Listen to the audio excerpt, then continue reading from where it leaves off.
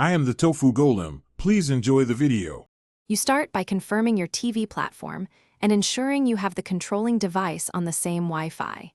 You need the Wallpaper app or a compatible APK ready. Download to your phone or PC now.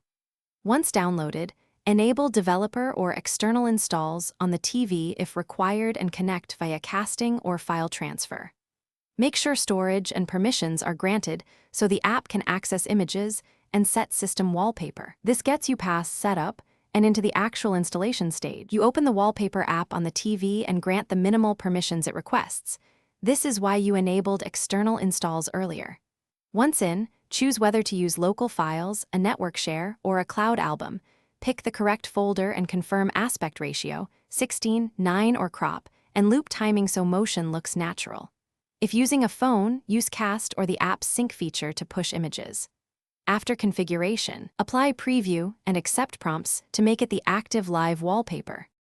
Once you apply the live wallpaper, restart the TV to ensure the system service persists across sessions.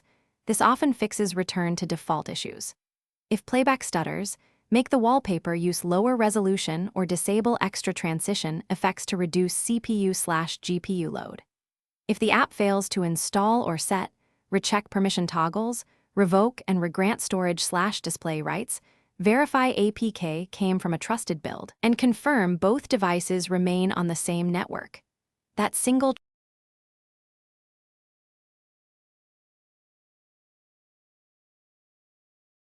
Thanks for watching. Consider subscribing if we helped you today.